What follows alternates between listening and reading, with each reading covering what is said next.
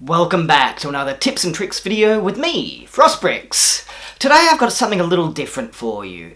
We're going to take on a building challenge today, like I did on that show, but no fuss, no drama, we're keeping it real. In fact, I've even got some real music today. Cue it.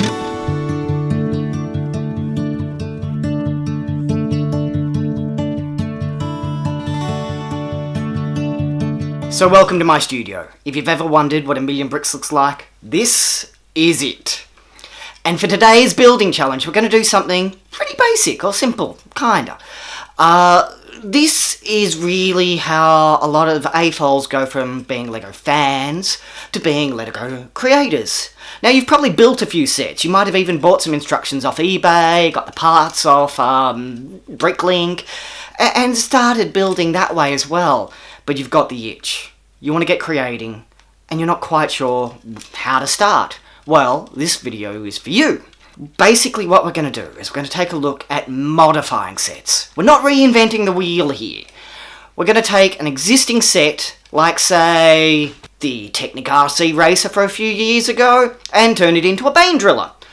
Or the recently released remote control Batmobile, and turn it into this. Or maybe you're a pop culture fan and you really love something like Mad Max, and then you purchase a set that really reminds you of something from that movie, like maybe the Gigahorse, and you think, hey, how do I take this and turn it into the Gigahorse? Well, this is for you. I'm going to walk you through the steps of basically taking the existing set and modifying and creating something new. So, if you've got the itch to create your own models and not quite sure to start, this video is for you. So, before we get down on the floor in the middle of an increasingly messy pile of Lego, step number one is do the research. No, do the research. Because you're going to need images to know what we're kind of creating. Not just one, but lots. The top, the bottom, the sides, as many pics as you can. The insides, the outsides. And because we stand on the backs of giants, also grab as many images as you can of people who have created what we're going to create in Lego. So just Google Lego Gigahorse today. Because this is about practice, this is about learning, and part of that really is by seeing how other people have done it before. Then, step number two. You've got to start thinking about what details need to be in there to make it look like the Gigahorse, and what details can we let slide, are less important. Because you're not going to be able to put all the details in. You're not going to be able to get a perfect little Immortan Joe's logo from the back, or the badges that adorn the dashboard into the vehicle, both being real features of the real Gigahorse. But we can absolutely get that feel of the two welded together 1959 Cadillac Coupe de Villes, and that big engine with the big pipes coming off it, the beautiful weapons up the back, that raised body that we already have going here for us. So yes, step two, start thinking about those details and, well, get on the floor, get creating them. And that's the next step. So we're a little way into the build now, and you can see how I've started to pick and choose which details to focus on first, and which details I'll probably come back to if I can later.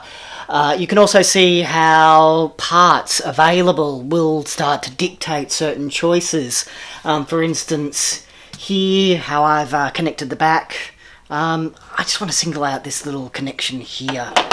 So this is a connection that wouldn't have been possible without the parts that have been released in the last few years. So that's what I've used to kind of connect here and just kind of change the direction of the rear.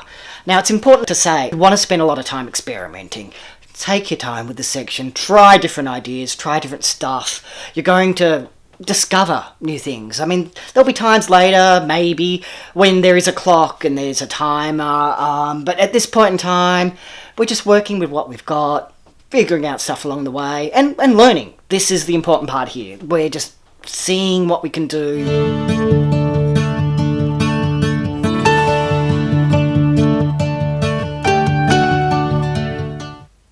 Another thing I feel like I should say at this juncture is that I've never felt like cars are really my thing. Cars are one of those things I've always kind of struggled to create. And, well, I think it's important to say, especially because this is intended for people who are just starting out, don't let that stop you. Don't let that be any kind of impediment. Yeah, in fact, let it encourage you and help move you forward. Take it as a challenge and let it push you forward. Because, yeah, it is tricky. I'm not sure I know what I'm doing, but that's really not that different to most days. And, yeah, I think it's just important to say, though, just keep trying. Push through it. And because that's how you get better at things. Just keep trying.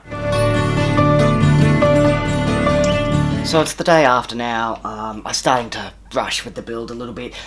Just kind of want to get it done, really, because I want to get the video up, and I also want to move on to the next thing. You're going to love the next thing. Like, hit subscribe if you haven't already. You're going to love it. And now it's just a matter of bringing all the details that we do have and basically making sure they're connected properly. One of the advantages we get for creating our own mocks is they don't have to be as stable as any kind of officially released sets. And yeah, there are a lot of tricky little soft connections in here, including I've used pony ears to connect the tiles here, and that's really the only thing that holds most of the bumper bar onto the engine. So simple things like that, that you'd never see that as an official technique in, and you can already see it falling apart in my hands actually. But yeah, you'd never see these used as official techniques in official sets for these reasons.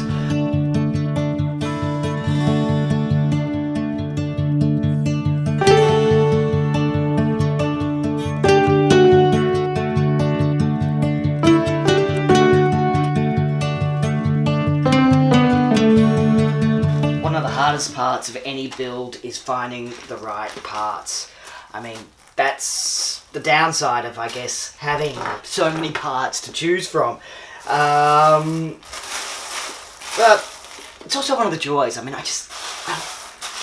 don't know if the audio's picking up that sound, but I love that sound, that moving your hand through small pieces of ABS. It's music to the ears, that sound. I love it. And it's one of the things that keeps me really going as a Lego builder. Oh yeah, I love that.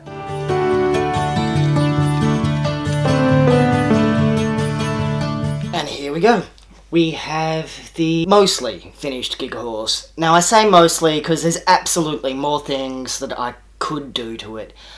I don't think the mock is ever really finished, but this will do for now. There are a few little things I would like to have done, many actually, and you can see where parts limitations have really dictated some of my choices. One thing I do want to kind of highlight as a technique, flex tube. Flex tube can be very easily snipped to size, and if you dunk it in hot water it will quickly change its shape and hold the new shape that you want to give it. And I probably should have used that for here in the front of the engine, except I don't have any in the house. So without going to Bricklink, this is the solution, for now at least. I did end up putting a bit of interior into the Gigahorse, not much. I certainly could have done more, I guess. And yeah, there's lots of little touches I would have liked to have added, like maybe the logo there on the front of the dash. You could maybe use some cut stickers to achieve that effect there. But overall, I'm happy with this. At the very least, it's done, right? And it can go onto a shelf around the house somewhere, and maybe at some later date I'll take it down and rebuild it. But for now, thanks for joining us. This was Frostbricks with tips and tricks, and the Gigahorse build in what may be the first of what I'm going to start calling the one-day builds. Yeah, there's going to be more. So, hope to see you again soon, and thanks for joining us.